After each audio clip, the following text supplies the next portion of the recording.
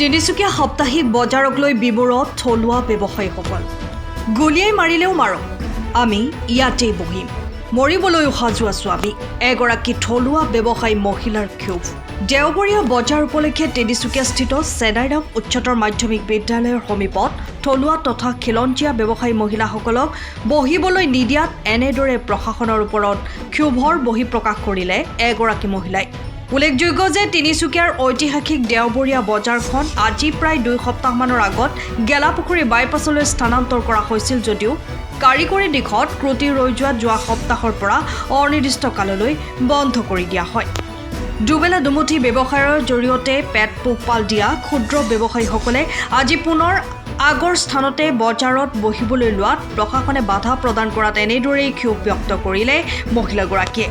ইপিনে গেলাপুখুৰী বাইপাছৰ নৱনিৰ্মিত বজাৰখন যদি নিৰ্মাণত ত্ৰুটি ৰৈ গৈছিল তেন্তে কিয় মোকলাই দিয়া হৈছিল বুলিও প্ৰশ্ন উত্থাপন সচেতন মহলৰ।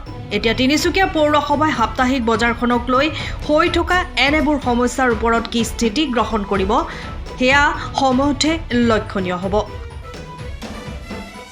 আমি দুখীয়া দৰিদ্ৰতা মানুহ, আমাৰ চৰকাৰী চাকৰি নাই, যিহেতু এতিয়া এবাৰ দেওবাৰে এনেকৈ আহি কিনে হুলস্থুল কৰি বাইপাছ লৈ গ'ল।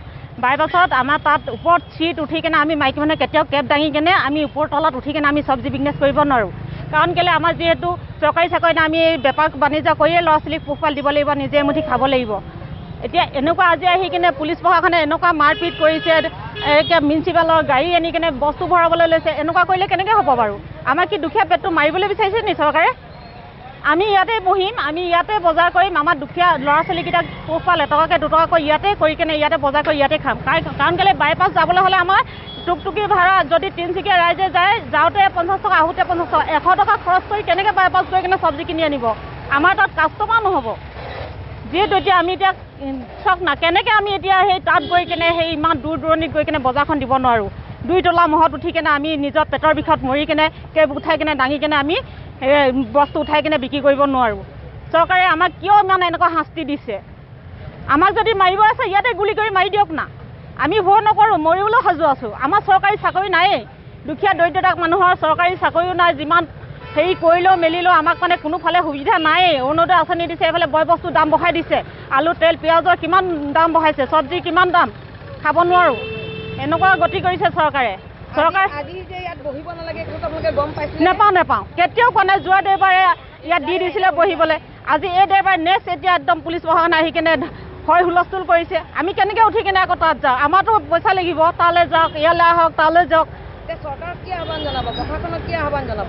আমি প্ৰশাসনক এটা অনুৰোধ কৰিছোঁ, চৰকাৰকো এটা অনুৰোধ কৰিছোঁ, যাতে আমি দুখীয়া দৰিদ্ৰ শ্ৰেণীৰ মানুহখিনিক যাতে আমাক ইয়াতে বেপাৰ বাণিজ্য কৰি খাবলৈ দিয়ক, নতুবা নহ'লে আমাক গুলি কৰি হ'লেও মাৰি দিয়ক, আমাৰ কোনো আপত্তি নাই। আমি ইয়াতে বেপাৰ বাণিজ্য কৰিলে আমি ইয়াতে বহিম, ইয়াতে বহি কিনে আমি কৰি খাম।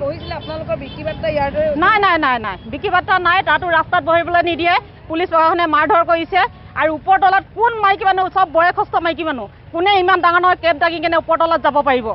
আপোনালোকে নিজে চিন্তা কৰক, পেটৰ নাভি হেৰি হৈ যায়, নামি যায়, ঘৰত খোজ কাঢ়িব নোৱাৰোঁ, বাঢ়িবন কৰিব নোৱাৰোঁ, কেনেকৈ আমি কৰি কেনে খাম? কিয় আমাক চৰকাৰে ইমান হাৰাশাস্তি দিছে? চৰকাৰে আজিলৈকে আমাক চিনি নাপাওঁ, অৰুণোদয় নাপাওঁ, আৰু এঘৰ নাপাওঁ, 3টা ল'ৰা ছোৱালী দিলোঁ, এটা ল'ৰা আনিলোঁ, এইবিলাক কষ্ট কৰিয়ে খালোঁ আমি। কথাটো হ'ল তিনিচুকীয়াৰ দেওবৰীয়া বজাৰখন আচলতে ৰাস্তাৰ দাঁতিত নাছিলেই। 1 নম্বৰ কথা, বৰ বজাৰ বুলি যিডোখৰ ঠাই আছিলে তাত এতিয়া বিভিন্ন ভৱনবিলাক বনাই দিয়া হ'ল। বনাই দিয়াৰ পিছত কিন্তু তেতিয়া তাৰ পৰা বজাৰখন, দেওবৰীয়া বজাৰখন উঠাই দিয়াৰ পিছত দেওবৰীয়া বজাৰৰ কাৰণে কোনো ঠাই এডোখৰ ঠিক কৰা নহ'ল, যাৰ ফলত সেই তেতিয়াৰ যুগৰ পৰা প্ৰায় আজি অসমৰ গণ পৰিষদ চৰকাৰ হোৱাৰ পৰৱৰ্তী অৱস্থাতেই এই বৰ বজাৰখনৰ যিটো ঠাই আছিলে তাত বিল্ডিংবিলাক বনোৱা হ'ল। তাত বৰ বজাৰখন বহি আছিলে, দেওবৰীয়া বজাৰখন বহিছিলে। দেওবৰীয়া বজাৰখন তাৰ পৰা উঠালে ঠিকেই, কিন্তু দেওবৰীয়া বজাৰ কোনো ঠাই ঠিক নহ'ল, গতিকে ৰাস্তা দাঁতিতেই বহিবলৈ আৰম্ভ কৰিলে। আজি দীৰ্ঘ বছৰ ৰাস্তা দাঁতিত বহি আছে।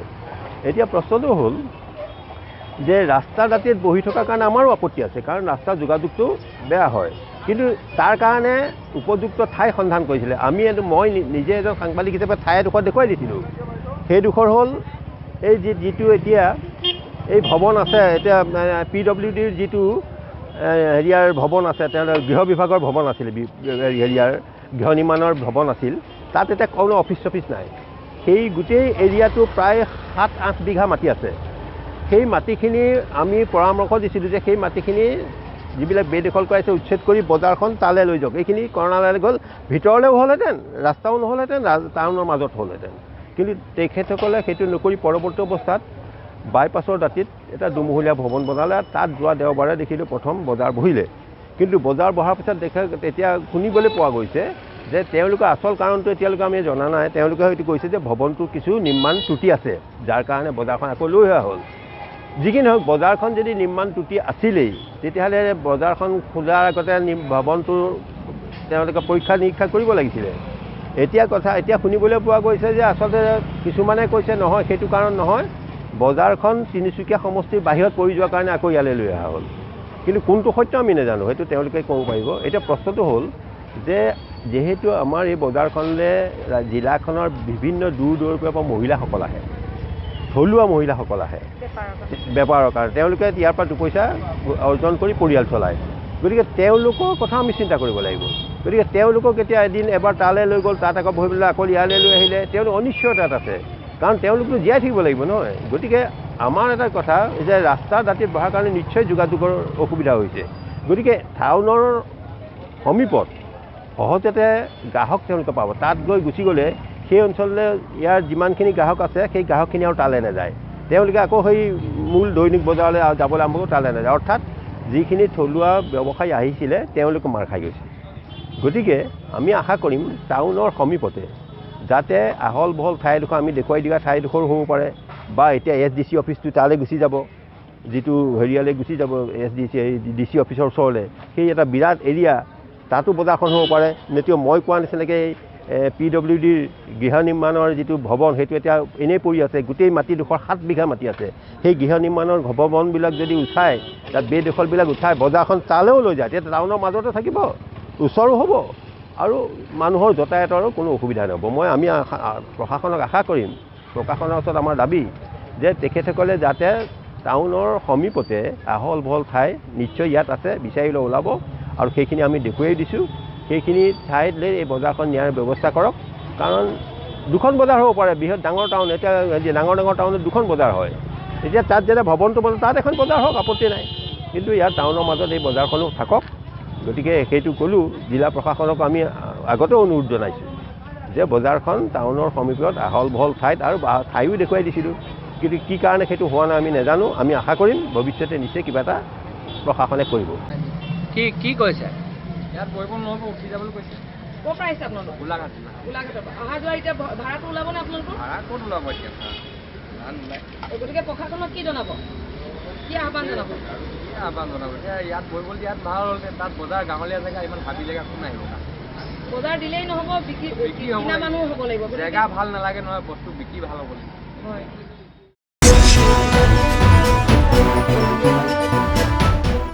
তিনিচুকীয়াৰ পৰা অজয় শৰ্মাৰ ৰিপৰ্ট, টাইম অফ আছাম।